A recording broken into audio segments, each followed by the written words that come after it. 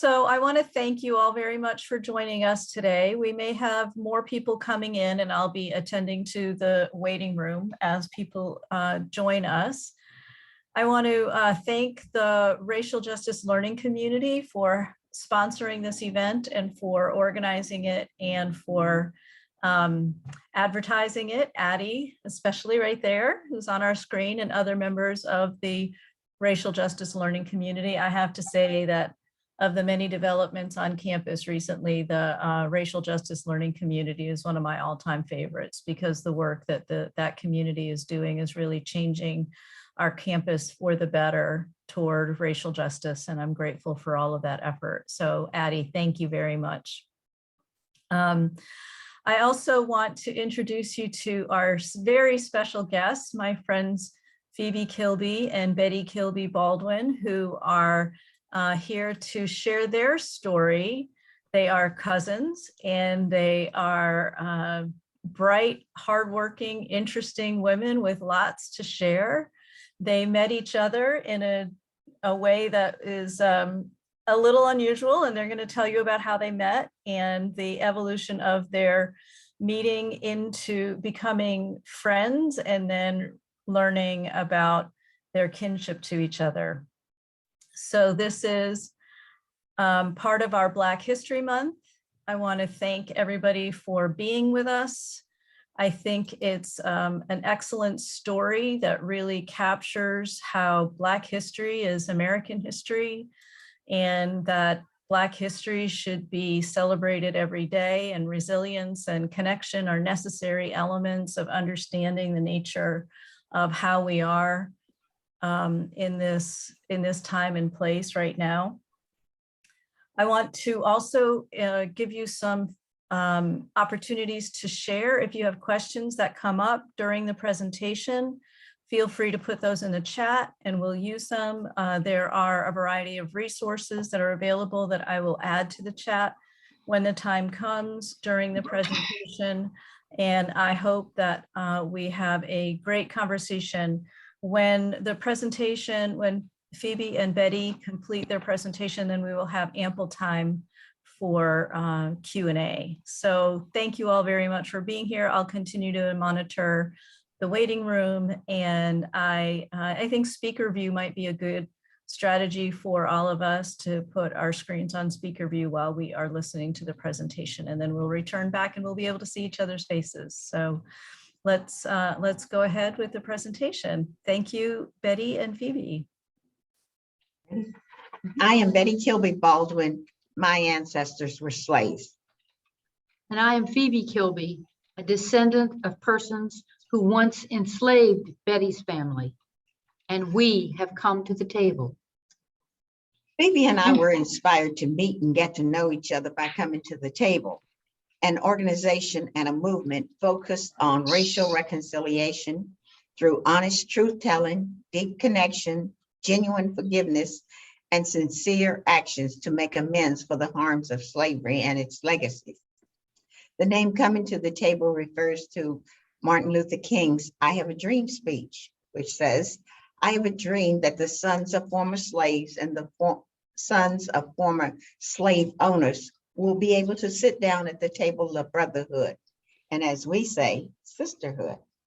The book Cousins is our coming to the table story. Well, of the two of us, I discovered coming to the table first because I went to work for the Center for Justice and Peace Building at Eastern Mennonite University in Harrisonburg, Virginia in 2006. And some of you may know that that university, EMU, was the birthplace for coming to the table. And I went to work there in 2006 and quickly learned that earlier that year, there had been a gathering of people who were descended from enslavers and people who were descended from enslaved persons to talk about racial reconciliation. And they were thinking of calling their idea, their movement, coming to the table. Well, upon hearing about that, that got me thinking. I wondered whether maybe my family had enslaved people, but I'd never looked into it. And my father and his family, it's the Kilby family that was involved in this, had never talked about this. I grew up in Baltimore, and he'd grown up in Virginia, so where the enslaving occurred, and I was sort of far from that location. But I knew the family had deep roots in Virginia since before the American Revolution. But you know, there should have been other things that gave me a clue that my family had been enslavers. First of all, was just the racial attitudes of my father and grandmother in particular. They often said disparaging things about Black people, and that's a nice way to put it. I grew up in that sort of racist atmosphere. Also, the family still had farms in rural Virginia. And while I grew up in Baltimore and later went to school in North Carolina, I ended up in Virginia. And in 1994, I had moved to the Virginia Shenandoah Valley, and I subscribed to the newspaper, and I noticed that there were Kilbys mentioned in that newspaper often, and they were activists, and they were Black. Well, all this should have given me some clues that perhaps my family had been enslavers, but I never looked into it. Maybe I just didn't want to, or was afraid to. But coming to the table gave me the courage to explore this aspect of my family's history. So I quickly began the research, and by going to the Historical Society in Rappahannock County, Virginia, where I thought the enslaving might have occurred, they were very helpful, and they helped me quickly find out that yes, my family had enslaved people. They had copies of the US Census, and I picked out the year 1840 and my great-great-grandfather, and there he was. He was shown as owning 2 slaves. It's pretty shocking to see it there in black and white, but you know, in some ways it made sense to me given the way my family was. But I also did some online research, and I quickly found Betty because she had a website, and because she had written a book called Wit, Will, and Waltz. And the website, you could order it through that website, and she also had an email address there. Well, I decided I would get a copy of Wit, Will, and Waltz, and when I read it, I just knew that our families were connected. For example, in that book, I could see that her father had grown up on a farm less than a mile from where my father's family farm was in Rappahannock County, Virginia. And they must have known of each other. You know, it's too close, same last name. But my father never said a word about this. But I learned a lot more from this book than that, just that. I learned that Betty and her family had been leaders in integrating Warren County High School in Front Royal, Virginia in 1958 and 59. That's really soon after Brown versus Board of Education. I know a lot of schools weren't integrated until the late 60s or early 70s. So early on, her family had pushed for the integration of their high school. When you read that book, it's an overwhelming story of bravery and grit. And Betty's going to tell you some more about that in a few minutes. But at this point, I didn't have proof that our families were connected. I knew that my family had enslaved people. I knew that my father had grown up near Betty's father, but I really didn't know if we were the enslavers. It seemed likely. So I went to some of my coming to the table friends, particularly talked to Will Hairston, one of the founders of Coming to the Table. And I told him my predicament, and I thought he was going to give me like genealogical research advice or something. But instead he said, Phoebe, if you want to find the answer, you're going to have to contact Betty. Next week is Martin Luther King Day, and that would be a good day to do it. Wow, I just in the last month figured out that my family had been enslavers, and now he's saying I should contact Betty. But you know, I thought about it, and symbolically, Martin Luther King Day would be an appropriate, symbolic day to do this. So I decided to send Betty an email because I could get that off her website. So I'm going to read you the email I sent to Betty on Martin Luther King Day, January 15th, 2007. We have it in our book, Cousins, here. It's entitled An Invitation to Conversation. She was Betty Kilby Fisher at the time, so I addressed her that way. Dear Betty Kilby Fisher, my name is Phoebe Kilby and I am white. My father grew up in Rappahannock County, Virginia, near where your father grew up. I've been doing some research on my family and have also read your book. Having no definitive answers, I suspect that our families had some kind of relationship in the past. I admire very much your courage and the courage of your father and family during the civil rights era and since. It would be an honor to talk to you and meet you someday. I live about 25 miles from Front Royal. Through conversations, we both might find out a little bit more about our family's past. Martin Luther King had a dream that the sons of former slaves and slave owners will be able to sit down together at the table of brotherhood. Perhaps we as daughters can contribute to fulfilling that dream. I hope to hear from you and to hear that you are interested in conversing with me. Phoebe Kilby. Well, I hit send. A day went by, no response. Then 2 days, then a week, and almost 2 weeks. And I thought, oh gosh, she doesn't want to talk to somebody like me. You know, why would she? So I went back to Will Harrison and I said, what do you think I should do? You know, since I've gotten no response. And he suggested I speak to another coming to the table member, Prinny Anderson. Some of you may know her. And she told me, well, Phoebe, your first email was okay, but you know, you really need to tell more about yourself. So I sent a longer email and just told Betty in the email everything I could think of that would show that maybe we were connected. And I'm not going to read that, but I'm going to tell you what she responded, because within an hour, I did get a response from her. And the subject line of her email was, hello, cousin. Wow. I was truly touched. And her email was so open and welcoming. I didn't know if we were cousins, but I felt honored that she had opened her heart enough to call me cousin. So, right, I'm going to stop right here and turn this over to Betty. And she's going to tell you something about our meeting for the first time and also tell you her amazing story. Betty? Well, Phoebe suspected what I had known practically all my life. Therefore, it was only natural for me to respond, hello, cousin.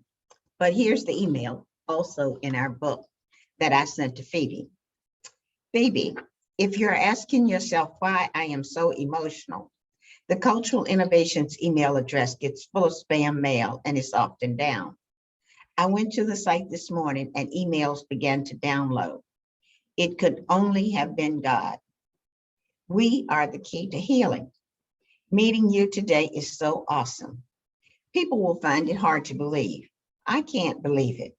I've always known that we were descendant of slaves, but I couldn't open that door. We can not only contribute to Dr. King's dream, we can bring about racial reconciliation and healing to a nation of hurting people. I thank God for bringing you into my life. Signed, Betty Kilby Fisher. Well, when I heard from Phoebe, I was going around the world and selling and signing my book and talking about forgiveness and love. The last thing I expected was this white woman challenging me to live Dr. King's dream. But here she was. As she said, the documentary based on my book, Wit, Will, and Walls, was about to premiere. And without thinking, I accepted her challenge and invited her to the dinner and to the premiere. I forgot to tell my family who was coming to dinner. Well, they were okay. The ones that should have been there came and the others didn't. They were gracious, but there were a few mutterings like, what are you looking for? How long are you going to hang around? Where's my 40 acres and a mule? Didn't bother either one of us. At the premiere, I introduced Phoebe and her sister as my cousins. I told the audience, tonight we are living Dr. King's dream of sons and daughters of former slaves and former slave owners at the table of brotherhood. It was truly a night to remember. Then we played the documentary that you will see now.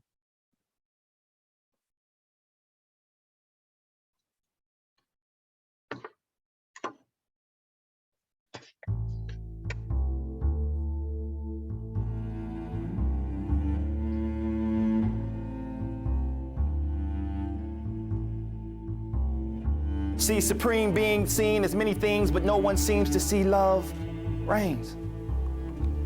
Emotional cascade, wet all, bathe them in a sense of self-confidence and purpose before and after the sermons, all the preaching. What are we teaching the children? Teaching one another. So much of the focus on civil rights history and scholarship has been on the triumphs and the strategies to achieve those triumphs. And so the focus was on those legal cases and how they constructed an argument and put the community behind these children and then got them into the school and then left them in that school. Betty Kilby Fisher's story takes us to a deeply personal place in which we have to face some of what happened to individual students as a result of efforts to desegregate the schools. What she is accomplishing now is something that Americans never accomplished in 1900. We've never had an opportunity to look back over the dark history of slavery and race relations in our country and to look these institutions squarely in the eye and to seek understanding and reconciliation. Much of the beauty of her book is in the complexity, and the soul loves complexity. Things aren't neat and cut and dried. As she's been telling to many people during the last several years, helping move that shift in the center of gravity in American history ever farther forward, helping us all come to grips with all aspects of our history.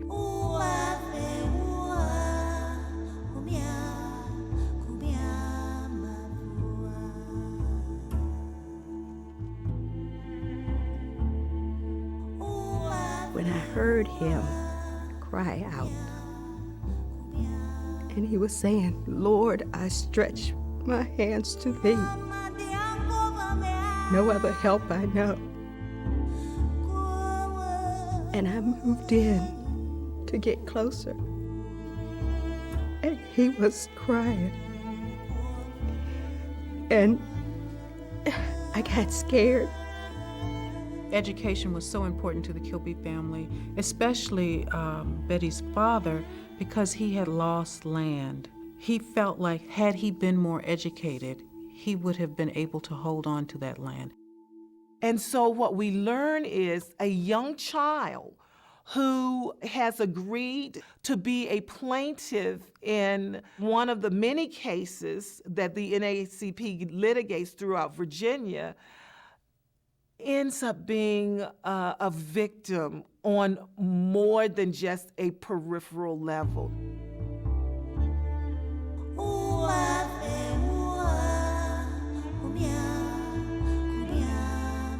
We like to think that Virginia is like the cradle of Southern society, some would say American society. And so people are very aware of their place in Virginia, and they're very aware of stepping out of their place. And so for people to push during the civil rights era to step out of out of the status quo was just like an affront to civility, to gentility. The first event occurred on September the 15th, 1958, when Judge Sabloff ruled that based on the landmark Supreme Court decision, they couldn't deny me and 22 others from attending the only high school in the county. The governor of Virginia closed our schools rather than to comply with Sabloff's rulings. My school became the first school in the history of our nation to close because of the massive resistance loss. They actually believed, some of them, that if they resisted enough that they would get the Supreme Court to come to its senses and that the Supreme Court would change its mind. To me, massive resistance instead really exploded the myth that Virginia somehow presided over a superior system of race relations, that in fact that white supremacy in Virginia was always based upon the inferiority of African Americans and a belief that blacks were inferior, and that while perhaps there was more latitude for blacks in Virginia to advance economically and educationally, there was always a limit to that. There is such strong feelings against desegregating the schools that the whites in power will close the schools before they will integrate the schools.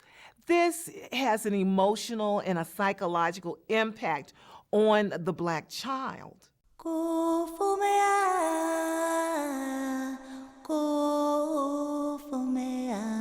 Like water drops on dry earth's surface, one may search this globe 77 years, neither close nor near the truth.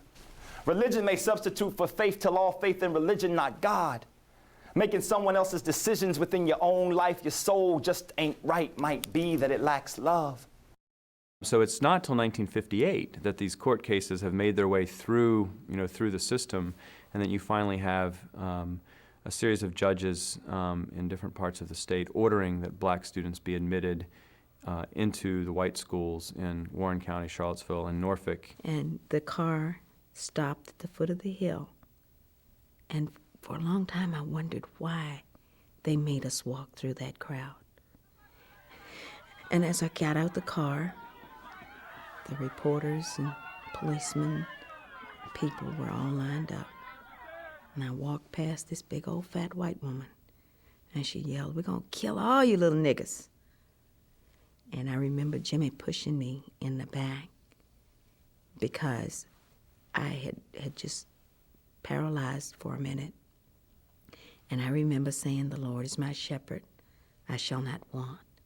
It's not that moment you walk in the door of the schoolhouse and that's it. It's the day-to-day grind. She said that not one white person reached out to her or befriended her. And it's such a simple thing, such a small act of kindness, but no one did it. And part of it, well, the main reason they didn't was fear, that they might have even wanted to, but were afraid how others would treat them. I could prepare for a test. Just knew that I was going to make an A on that test. Somebody would come along and say something mean and ugly, and that rage that I recognized came forth. And in the midst of rage, you can't think.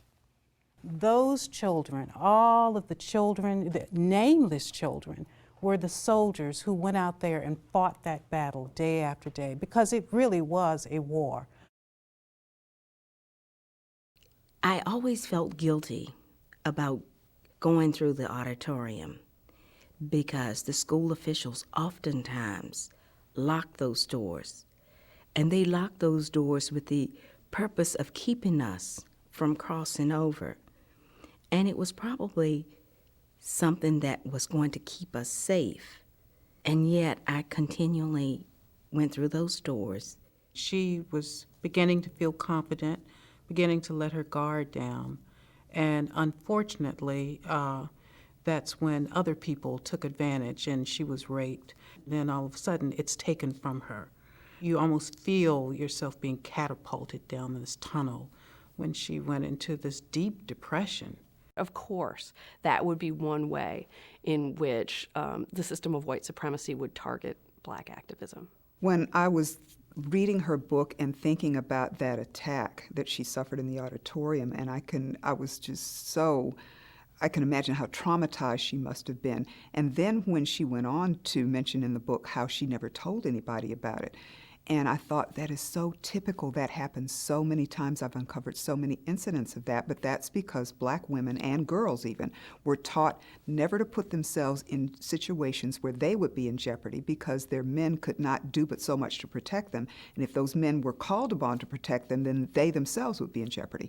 So Black girls and women shoulder the responsibility not just for their own well-being, but for the well-being of men. Those were some of the real consequences that people experienced as a result of massive resistance.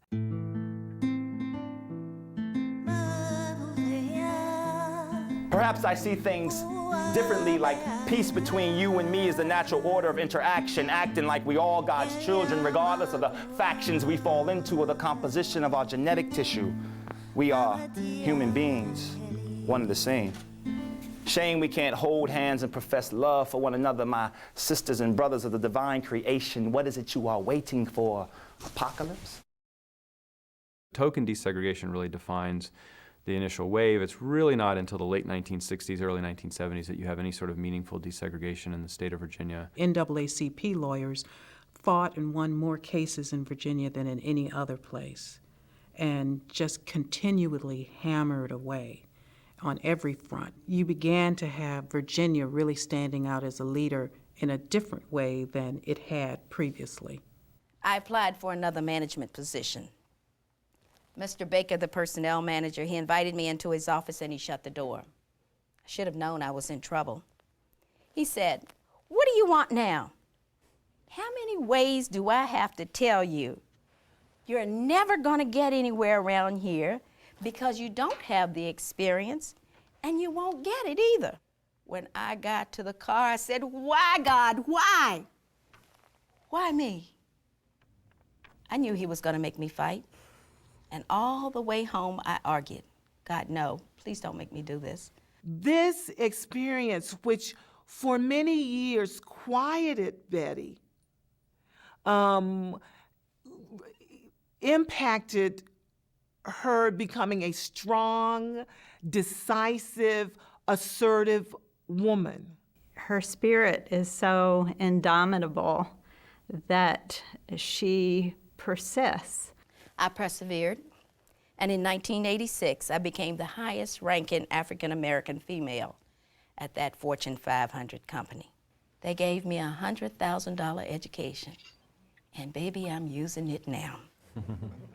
She still feels the pain of those experiences, and yet she's managed to resist the hatred and bitterness that can come out of it. I gave a book to a young woman once, and she had done a good deed for me. A couple of days later, I got an email from her, and the email read, "That what you said happened to you when you were a little girl happened to me. My life has been blessed by your story." The current direction of scholarship is to begin to examine the stories of the lesser knowns. And in that, you get not only the triumphs, you get the tragedies. You get the other side of the story, which is what we need in order to fairly evaluate the period that has passed so that we can figure out what avenues we need to take to continue to make progress. We cannot just present our kids with a picture and a model of perfect success and overcoming, because that isn't very realistic. You know, there's a lot of pain involved in those sorts of struggles, and we do a disservice to our children if we don't share that. To share with us and to share with the world things that she did not, that she could not even voice to her own family, helps us to understand where some of the anger and rage comes from as a result of living and existing in a racist society. The lost cause idea that the Civil War was not fought over the issue of race, but of Southern rights, that race was no problem in the South before the Civil War, closed off any open public discussion of these very troublesome issues. Increasingly, as we tell the story of people like Betty, and we encourage those people to tell their own stories, then these 13-year-old girls and boys and other young people will realize you don't have to be Dr. King. You don't have to be Julian Bond. You don't have to be Ruby Doris Smith Robinson. You don't have to be famous. These were young folks. Some of them in Birmingham were 8, 9, 10 years old who were willing to go to jail. So if you begin to show people that these were people like them who were the agents of change, it can help to liberate them to the point where they understand they can actually do something. They don't have to wait for somebody to show them the way. Now allow these thoughts to soak into your better consciousness and grow flowers in your mind.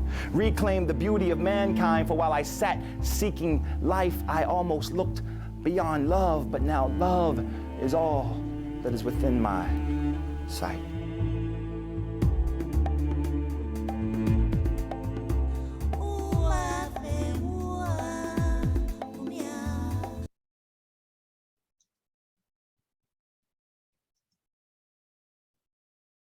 The little girl that played me in the documentary is my granddaughter. The white-haired fella is the first, he was my history professor. He was the first person that made me realize the importance of my story. If you put yourself in my shoes, what would it take for you to go from being terrorized to hello cousin? For me, it was years of my father telling me that hate was like taking poison to hurt somebody else, but the only person that you hurt is yourself. It took looking back over my life and determining who was going to stop me from accomplishing my dreams, then achieving my dreams despite the obstacles. I couldn't prevent these circumstances any more than Phoebe could prevent her family from owning slaves and connecting us by blood. On page 172 in my chapter, I Am Free, I write, when I realized I had the ability to make good grades, I knew that there was something wrong with the many things that I had assumed about myself. I had accepted as fact what white individuals in my society had told me, meaning to hurt me and keep me in a state of low self-esteem.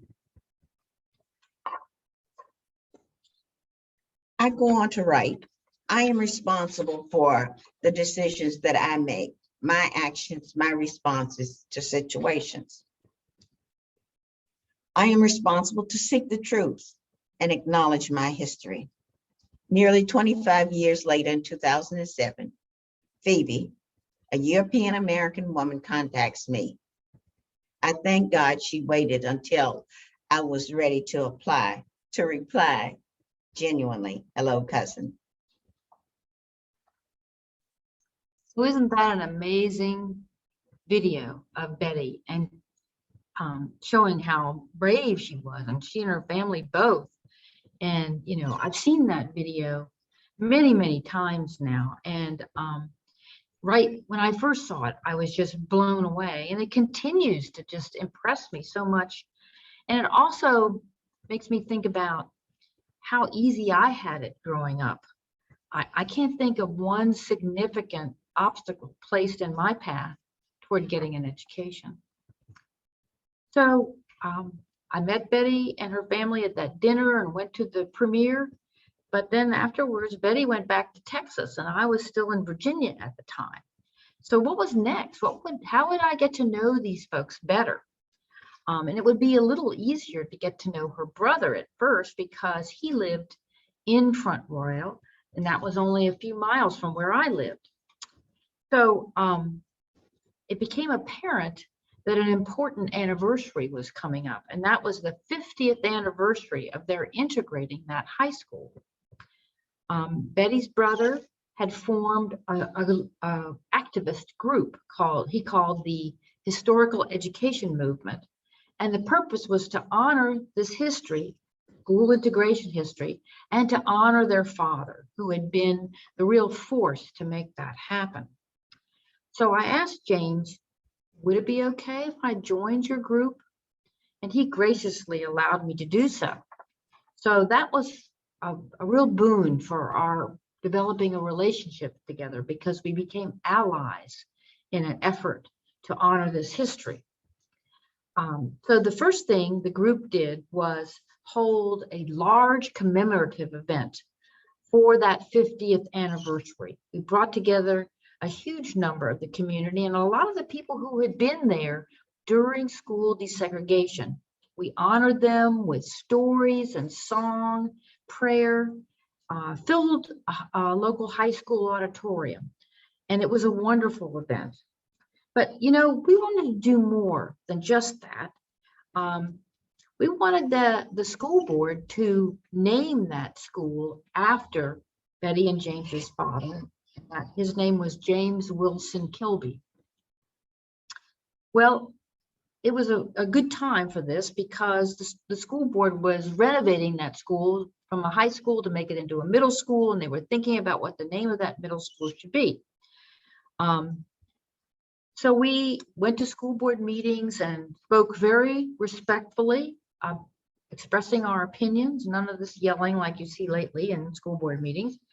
We contacted the school board members personally and wrote letters to the editor, but the school board refused. They just didn't want to do it. There were too many forces of opposition still left in the community. But we decided we couldn't give up. So James and I sat down, talked together, and we decided that we really needed to get more support within the community and bring the community together to come up with ways to honor the history. So we were able to get a grant from the Coming to the Table program, and we established a dialogue process called Our Shared History. And we brought together people who had been there at the time the school was integrated, students, African American and European American, a teacher from the time frame, a school bus driver, and then just regular members of the community. And we spent 6 months in deep dialogue, often having 3-hour sessions together to talk about what this history meant. And at the end, we came up with some ideas about how to honor it. One of those ideas was to get this history taught in the history curriculum in the school. And at least at first, the school board did do that. But we also wanted to get something more permanent, and that was a historic marker in front of that school. So we petitioned the Virginia Department of Historic Resources, who runs the roadside marker program. And it turned out that they were very open to this idea because they were rethinking their marker program, and they realized that the current one was presenting a lopsided view of history. It was their markers were all about founding fathers' homes or Civil War battlefield sites. So they jumped at the chance to tell this history, some other kinds of the Virginia history. And so they approved a marker, and we got the school board to pay for it. So now I'm going to show you the dedication ceremony for this video, the dedication ceremony. Very short, but it gives you an idea how you can bring a community together to do this kind of work.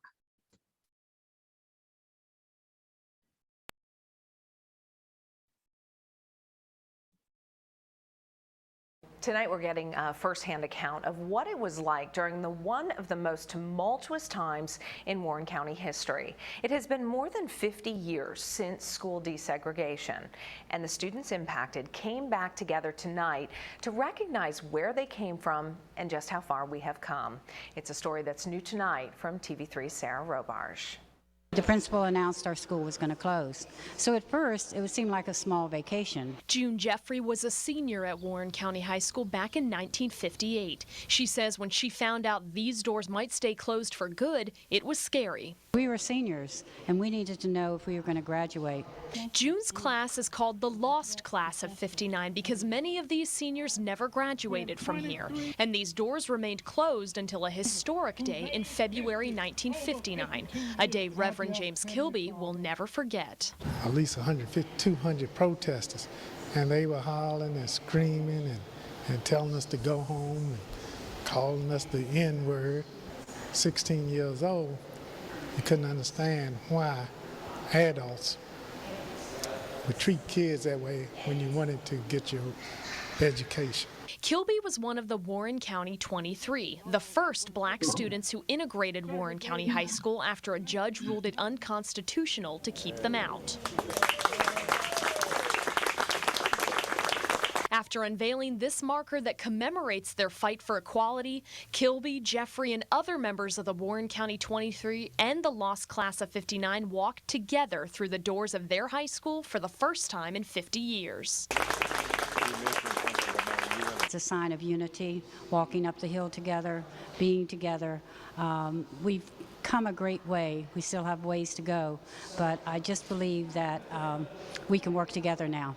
It has broken down some of the things that have stood in our way to be here today. I rejoice today because I've been through the struggle, and now today was peaceful, a day where we could celebrate. In Warren County, Sarah Robarge, TV3 News. And an emotional moment for sure. The marker is set right outside of the former Warren County High School, which is now the middle school. You can see it as you drive along Luray Avenue.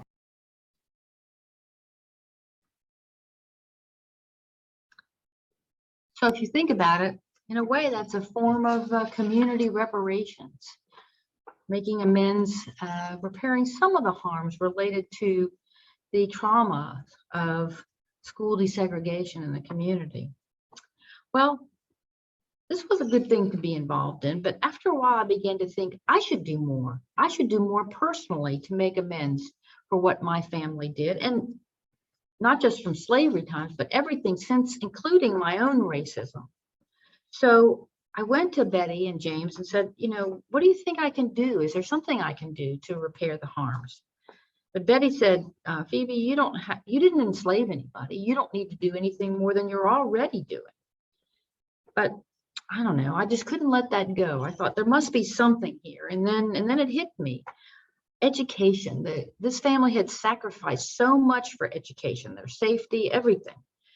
And what if I set up a scholarship fund that would benefit descendants of persons my family enslaved? And that would include Betty and James's grandchildren. Well, when I took that idea to them, that's something that they could go for, because, you know, it wasn't for them, but because they were beyond the college years, but their grandchildren were coming in high school, up into high school, and they were worried about whether they'd have enough money for tuition. So in 2014, I established the Kilby Family Endowed Scholarship Fund that benefits descendants of persons my family enslaved. And Betty and I decided when we wrote the book Cousins that we would donate all the author's proceeds from the sales of the book to that scholarship endowment. So if you buy Cousins, you participate in that providing scholarships to young African Americans. So now is the time for us to stop talking and open up this dinner conversation to hear what you have to say.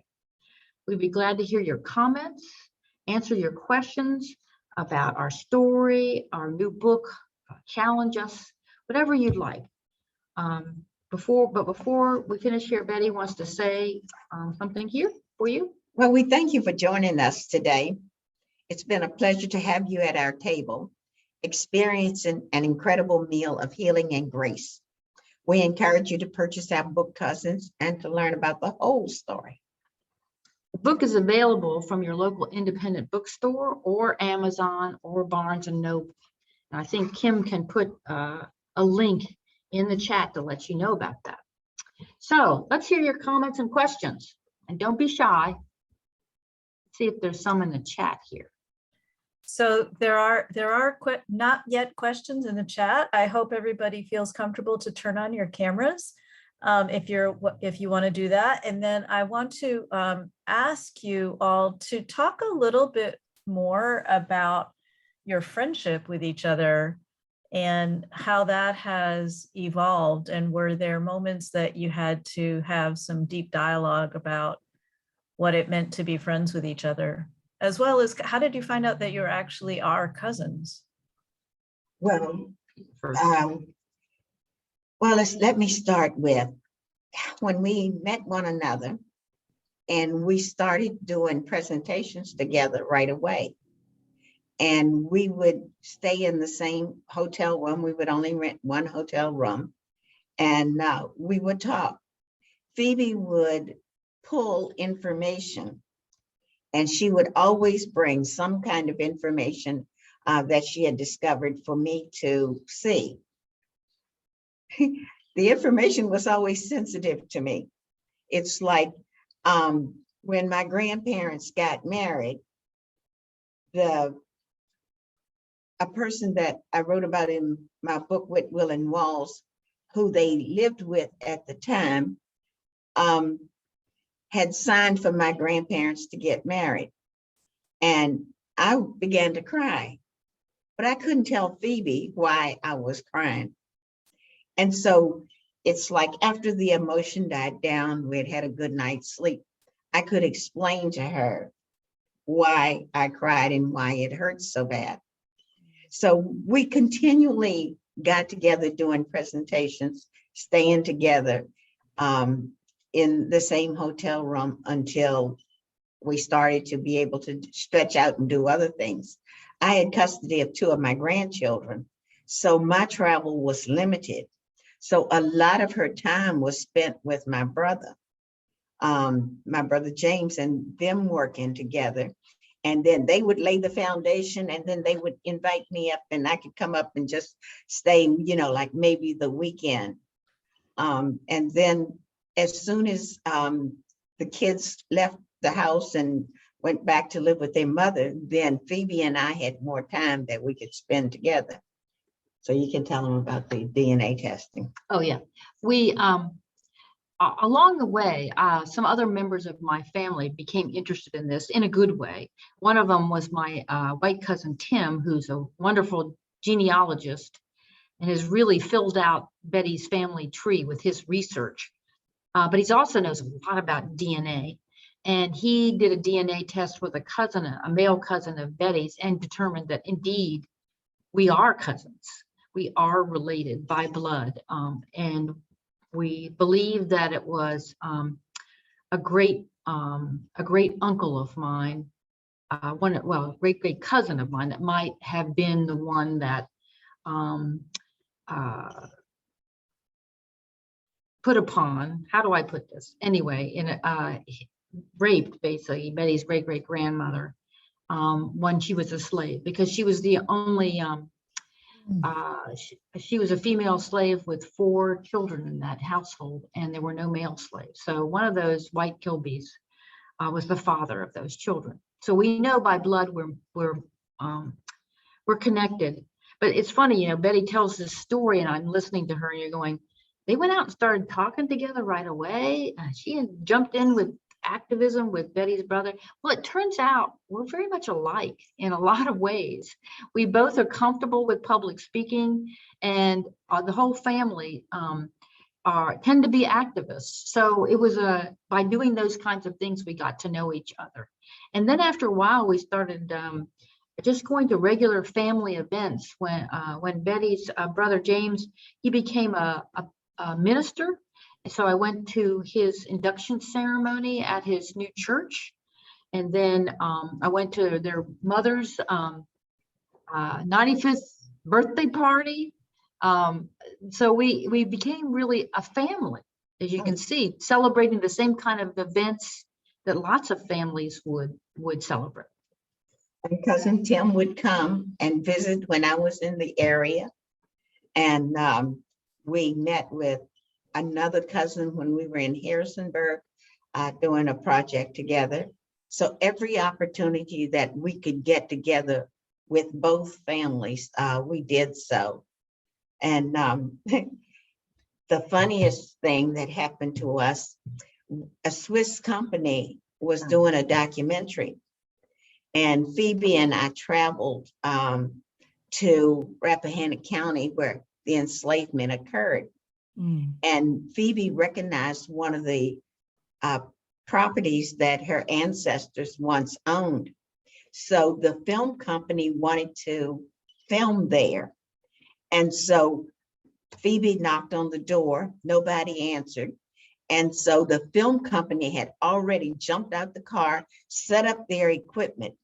And Phoebe and I are in the road, and the owner of the property, one of Phoebe's relatives, came up the road in his truck and asked, "What's going on?" So I pushed Phoebe in the front, so she began to tell him. And then he was very excited. And when Phoebe told him who we were and what we were doing, he had his son over on the other side, who was a teenager, probably somewhere in high school. And so I reached my hand through and I said, "Hey, Phoebe and I are cousins. You want to be my cousin too?" And he laughed and he said, "Yeah." And his son said, "Cool." So I told the son, I said, I told him who we were, what we were doing. And then I told him, we are rewriting history. We're going to tell the whole story. And it was pretty exciting. Phoebe was nervous, and I had a ball with it that day. He's a brave person. See, I'd never met these people. This was a distant cousin. I didn't know who owned the property at the time. So it was totally a surprise, but they were quite nice to us. And he said, "Well, I have to take my son here to the dentist right now. You can continue on filming." And he went down the road, and everything worked out. Well, that's a stroke of good luck. In coming to the table, we have a program called Linked Descendants, the Linked Descendants Working Group. And this is an opportunity, and I'm going to put a link to that Linked Descendants Working Group in the chat. If anybody here is interested in the linked descendancy that Phoebe and Betty experience and have excavated in their individual relationship to each other, that is a resource where other people are also doing this kind of personal history and discovery with each other by making connections and learning about the truth telling of these stories. Maya, you have a question in the chat, and then Lucy has her hand up. So Maya, why don't you go ahead with your question, and then we'll go to Lucy. Sure, thank you. Thank you so you. much for joining us, Betty and Phoebe. This is amazing. I just wanted to ask, with your experience giving talks in different locations, and I know you shared a couple of important ways with us that we could get our communities to kind of recognize these lesser told or these untold histories through like curriculum, through historic markers and things like that. So I'm wondering, when you're sharing these with folks, around the country, do the people who are attending your workshops and your talks, do they share their challenges with you that they experience while they're trying to do this kind of community work? What kind of challenges do people experience when they say that they're, trying to come to the table together, across race? Are they kind of common experiences? Do you find yourself giving similar sorts of advice, even though locations might be different? I'm just interested in the things that your attendees share with you. They share sometimes that they don't. I think the biggest question is, how do you approach someone who has been from the other side of the family? And Phoebe usually gives her information. Go ahead. Well, I tell people that finding a way that gives people the other person a choice as to whether to respond is a good way to do it. A phone call kind of puts people on the spot, but I think email or maybe even a text message would be better, because then people have the time to think about it, whether they want to respond. And sometimes people don't want to respond, but it's interesting that one of our Coming to the Table members, Sharon Morgan, she's African American. She has a website, ourblackancestry.com, which is often African Americans looking for their ancestry. And she finds that most of the time they're really happy to hear from the enslaver family, because that enslaver family may have the key to them finding their ancestors. Because, frankly, the white people had control of all the records, and the records are in the white people's names. And sometimes it's very difficult for African Americans to get farther back in their genealogy than 1870, because that's the first census where formerly enslaved persons are treated like human beings and put in the census with names and that sort of thing. So trying to get past that barrier, you need the white folks.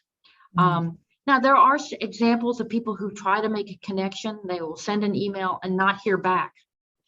I tell people to give people a little time, but then don't give up on the first email, because maybe they missed it. Maybe they were busy. Maybe they were traveling like Betty and I are right now. And it was just, they missed the email, or maybe they really have to think about it. And I had this experience myself, not with reaching across to a family member, but I went to a school where that wasn't desegregated until 1967. And I had 2 African American girls come in my class, and I wanted to see if I could contact them.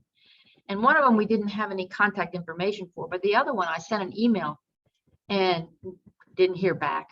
And it was like a year. And then I sent another email and I didn't hear back.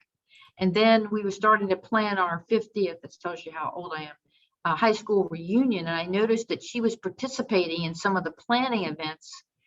So at that point, I contacted her again and she was glad to talk to me. I think she missed the other emails, you know. So I think if you're persistent, but not, you know, like doing it over and over and over again, giving some space, you never know, something might come through. I think if after the third time she hadn't responded, I probably would have given up. As far as communities doing reparative work, I don't think we've had so many questions from people during our presentations about this, but I can tell you that I am a co-facilitator for the Asheville, North Carolina Coming to the Table group, which is very much involved in activism. And I can tell you there are a lot of ups and downs during this process of sometimes we make some progress, like we did get this in coalition with some other groups, get our city council to adopt a reparations resolution. But then the whole thing stalled for a year, but now it's finally getting started again and nobody's giving up. And so there's been some ups and downs, and that's just to be expected. And I think too, you know, what we're seeing right now is a real backlash on, you know, telling stories like Betty's and mine and doing some of these activist actions, community actions to honor history that's not been brought out before. And it's like, for example, you notice in that documentary that we showed about Betty integrating the school, there were a lot of shots inside the school, and the school at the time was very cooperative, and the school board allowing this filming to occur. But then last year, she was involved, and I had a bit part in a documentary that's showing now on Netflix. It's called Stories of a Generation with Pope Francis, and it's, you want to see that? Oh, she's got it up there. We're in episode 2. But this time, the school system was totally uncooperative. Tell them there, Betty. Yeah, the Italians who was producing the documentary sent letters asking them to allow us, if they couldn't allow us in the school on the outside, but they told us that we couldn't even come on the property. So the piece that you see on this documentary is just of my granddaughter and I walking up the hill to the part that is public property rather than being on school property. So things are much worse today than they were 10, 15 years ago. And our history goes in cycles. And we have gone back faster than we've come forward. So African Americans are trying to move forward. And in answer to the first question, the biggest thing that African Americans wanted to know is, how can you get to this point of knowing that your family was enslaved by this family, and yet still you want to be a part of that family? The one thing that my Virginia history professor had told me is you have to look at the time period and what the status was during that time period. When Phoebe's family enslaved my family, slavery was legal. And so with slavery being legal, you can't hold somebody accountable to something when they were following the law. But when slavery ceased to exist, the problem that I had, and serious problem with forgiving, and it was not Phoebe's family, it was not the Kilby family, but the Finks family that had, my family after slavery ended up on that farm, working as if they were slaves. And that was the family that caused the hardest forgiving effort. So I have to explain to people when slavery was legal, you can't hold people responsible for doing what was legal. But when it ended, it should have ended. I probably disagree with Betty a little bit on that. I think I can feel like my family, there's the law and then there's morality. And so they were responsible for enslaving people and by that very fact, abusing and terrorizing them, even if it was legal. But yeah, I mean, it was morally wrong. It was morally wrong. I agree that it was morally wrong, but I am not going to hold that against Phoebe. Right. And Dr. King was my hero. And when he said that he looked forward to the time when the sons and daughters of former slaves and former slaveholders should be able to sit down at the table of brotherhood, I was ready to follow that path. I see Lucy has a question. Yes, so let's thank you very much, Maya, for that wonderful question. Yes, thank you. Lucy, you're up. Hi. So wonderful to hear this whole presentation and to meet Betty. I've met Phoebe. I've talked to her. I'm very sorry I'm not showing myself. I'm not fit to be seen. But I did not want to miss this. And Phoebe has been so helpful to me in both in contacting someone who I thought was a linked descendant in Wilmington, North Carolina, but turned out not to be, but we still have become very close and helped each other in other ways. But she also helped me with just trying to make decisions about how to set up a scholarship. And that has just been invaluable. And I just got another tip because I've been trying to write up this story as well. And one of the things you talked about, getting the going back, it's in your book, going back to the actual emails, your first correspondence with each other. And that made me think, oh gosh, I need to go back and find those first correspondence that I had. And it's just so useful to see those. But my question, and I don't know if there's, even an answer to this, but it's just something that I thought was kind of interesting. The James Meredith family, I was listening to that whole presentation on Sunday, and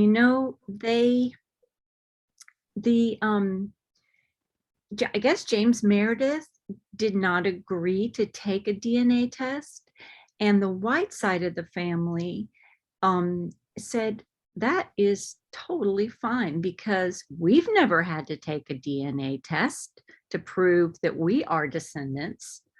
And why should you? And it was clear that all kinds of other evidence that they were related.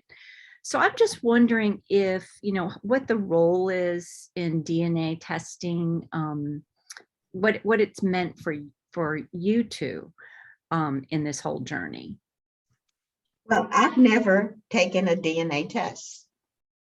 Have no desire to take a DNA test. All I have to do is look in the mirror and know that I'm not totally African, not 100% African. How I got to be this way, as far as I'm concerned, is not where I want to place my energy. I want to place my energy in moving forward, because at this point in my life, I have great grandchildren that are as white can be. So I don't need, I'm really not interested in that conversation. When I met Phoebe, and I already knew that I had white relatives in my DNA, I didn't need a test to tell me that. And so it wasn't important to me. I don't know if there will ever come a time when I may want to know any further than what I already know. I love Phoebe just like she is.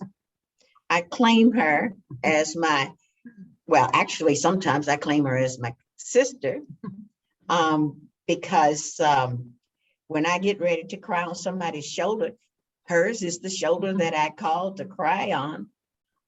So I don't need to know any more than what I already know. I'd like to spend my energy making sure that my children and my grandchildren are comfortable in their own skin, that they don't have to be, my boys, grandsons don't have to worry about when a policeman approaches them, that they have to keep their hands on the steering wheel. The ones that have gone astray, I pray every day that they get themselves together. I don't want them to want to go to school and not be able to get an education. That's where I place my energy. Yes. And that's what's important to me. Yeah, some people just are not interested in the DNA test, and I think you just have to honor that. My cousin Tim was very interested in it, and he found a cousin of Betty's that was, and so it helped us, confirm blood relation. But it's not, absolutely necessary. And I think things do happen when you have your DNA on Ancestry and other places. I mean, I found I got contacted by a unknown first cousin, and found out that my uncle had a dalliance. And that was kind of an interesting thing. So you never know if your DNA is up there, and Ancestry and these other things, other programs like 23andMe will often identify your relatives right there, and suddenly you find somebody that you didn't know about. That can be kind of surprising, and so it's something to think about when you have a DNA test done. Thank you. I want to circle back around about the moral injury of enslavement. It's important to me as a descendant of people who were enslavers in colonial Massachusetts, that my fighting against racism is a personal responsibility that I have to undo the damage that my ancestors set up, and also to confront the limitations that I have and the responsibility that I have in setting right the wrongs that I've committed in terms of, violations of people's integrity and humanity on the basis of race and racism. And so I think it's, when I found this out in my family, it was sickening. I was physically nauseous from learning about this part of my family history and doing my genealogy research. And at the same time, I also felt a steely resolve developing in my moral core that I would fight racism as long as I have breath in my body. Not that I wasn't doing it before, but now there's a deeper purpose and a deeper reason for it. And so for me, it's about that. And I need, some people I know, especially my beloved friends who are African-American, have t-shirts that say, "I am my ancestors' dream come true." And I love those t-shirts. Yeah. I had one made up that reads, "I'm my ancestors' worst nightmare." It's fair. Yeah. Just to sort of counterweight, it's like, okay. But, moving forward, I think organizations like Coming to the Table really provide a safe space for these kinds of deeper dialogues and relationship building. And it's not all unicorn and rainbows, right? It's a lot of hard work, and we often stumble, particularly people who look like me, we often stumble and get it wrong, and we try to make amends and we try to make it right. And we try to be better allies, and some of us try to be accomplices in the work toward racial justice in ways that are meaningful, but not centering whiteness, right? We don't want to center whiteness. This is about racial justice writ large. We're also expanding our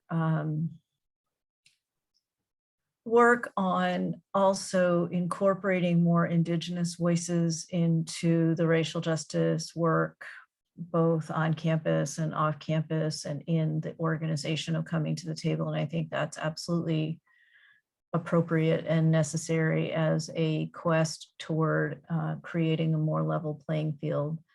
Our local chapter of Coming to the Table here in Wilmington is co-facilitated by Frankie Roberts and me, and we meet on Thursday, the third Thursday of every month. We have a Facebook group if you want to join that. If you want to join the group of Coming to the Table and our local chapter, just send me an email. I'll put my email in the chat.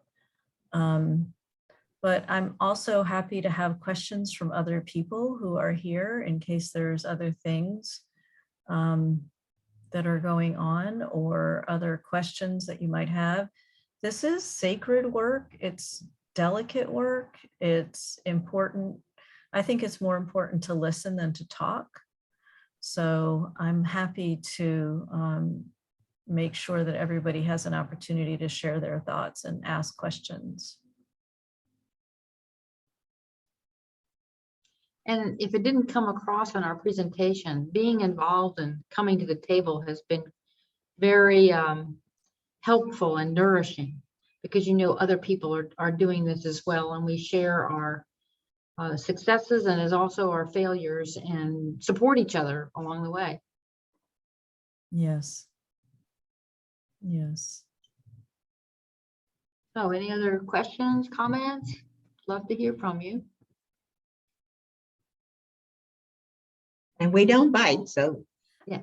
And if we can't answer your question, we'll tell you we can't answer your question. But we'll probably take a stab at it.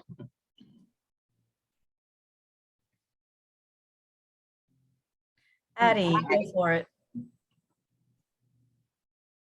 You're on mute.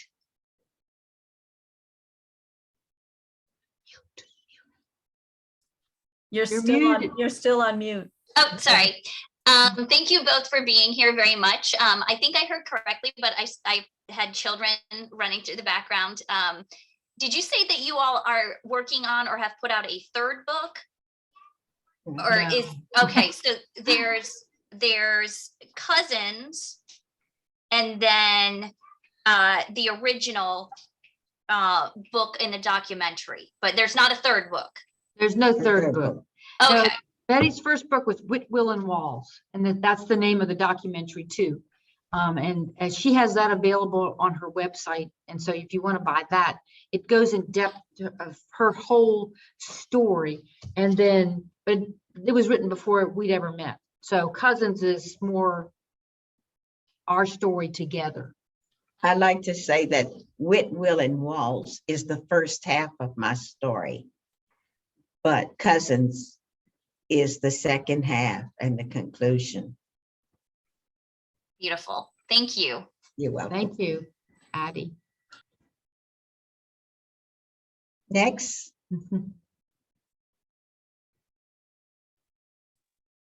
So I have a question about the school desegregation and the practice of resegregating schools through neighborhood schools kinds of policies in many districts. And I'm wondering, what are your thoughts on the current debates around school board meetings, around critical race theory, around resegregation of public schools, and all of the different things that, I mean, it seems like schools have become kind of ground zero of a lot of the political partisanship and culture wars going on right now. So what are your thoughts on that? If you take the schools and you make all the schools equal, where they all have that same standard, they all work and live to that same standard, then we'd be really good.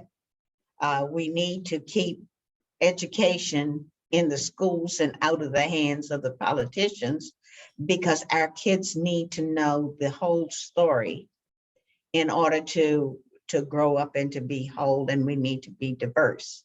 When desegregation occurred in the early, in the late 50s, in the early 60s, they tried busing to achieve integration. Integration was never our plan. A good education has always been the plan.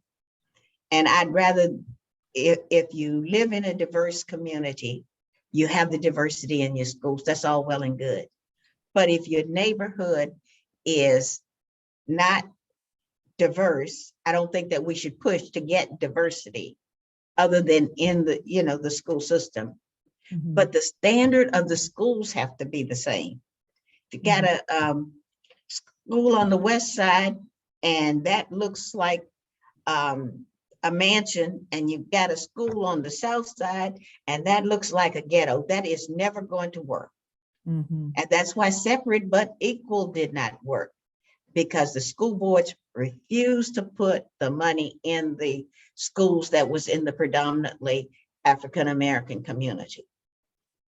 And until we get it through our heads and get it through our politicians and our leaders that the schools have to be equal in the opportunities they offer to the kids, whether it's on the east side, the west side. Yeah, this is obviously a difficult question because school funding is usually done through property tax and localities. And what of course has happened is white flight from the cities. So they're not in the same, the city has its own school district and the county has its own district. And that's where you get the inequalities happening, because the wealth is in the counties and the poverty is often in the cities. And that's still something we as a nation have not grappled with.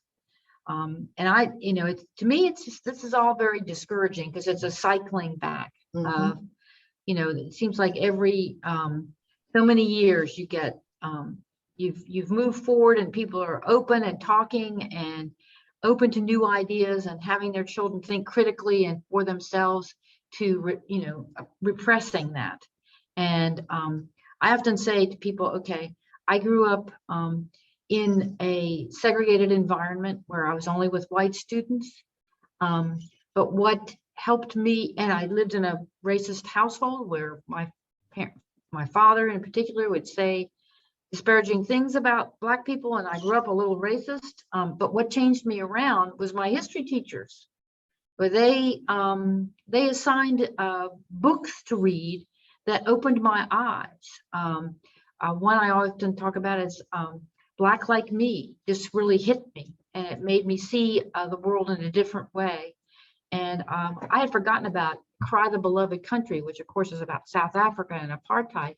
But of course, we all read that too, and it opened your eyes to the inequities, and you could see that and how that applied to the United States too. So to me, it's just a shame that the emphasis should be on teaching children to think for themselves and to think critically, not trying to limit what they can see and read about. But I did see in today in one, it's either the New York Times or the Washington Post, I forget which one, a poll that was done that said 85% of parents don't want school, or adults don't want school to ban books. And so it is, it appears to be a minority, but very vocal minority. And that's just, I don't have it.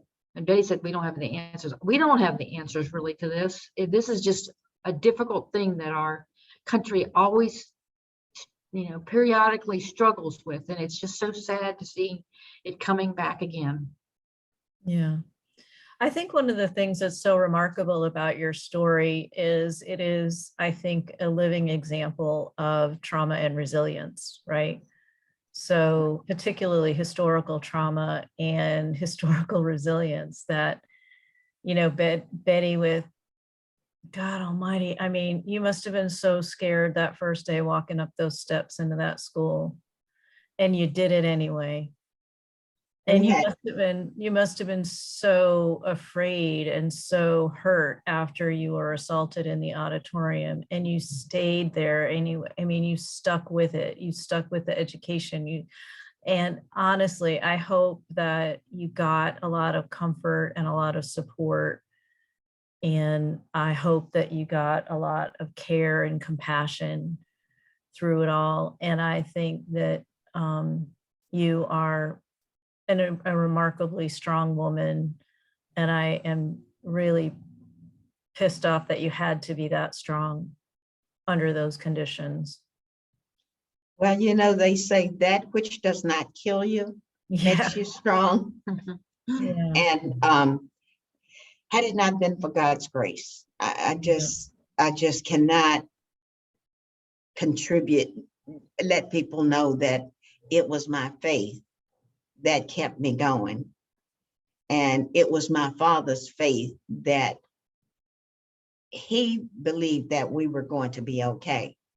And because he believed that we were going to be okay, we believed that we were going to be okay. But that first day, I just knew that it was going to be the day that I died. As 13, I was 14. I would have turned 14 in a couple of days. And I just knew that that was going to be the day I died. And that was okay, because to be absent from the body is to be present with the Lord. And so, you know, that's just the way that we all went up, because they told the night before when we had that meeting, they told us that we were soldiers. We were soldiers in God's army, marching to get an education for all of God's children. And so that put what we were doing on a higher plane than the physical of who we were and what we were doing ourselves. Yeah, and I suppose in situations like that, you really have to hang on to something outside of yourself for that strength and for that courage and to brave that kind of vulnerability. Whew. Wow. Well, I just want to give you a big hug. Thank you, Kim. Thank you. It's always nice to see you. It's nice to see all of you, and thank you so much for coming. We appreciate you listening to her story. We hope you got something out of it that you can take away with you to use in your everyday life, being working against racism and for racial equality. So thank you very much. Yes, thank you. Well, there's a lot of love coming your way in the chat. I don't know if you're looking at it, but yes, I am. I can see. Thank you. Thank you. Thank you. Yes. Well, thank you all very much. I'm going to go ahead and stop the record. Oh, I do want to say that this was also co-sponsored by the Restorative Justice Collaborative at UNCW. So if you want to learn more about that, you can look on the website. I'm the director. So yeah. So thank you all very much. Phoebe and Betty, thank you for being a voice in our world and doing what you're doing. It's really amazing. Thanks so much for inviting us, Kim. And thank you all for being here. Yes. Yeah.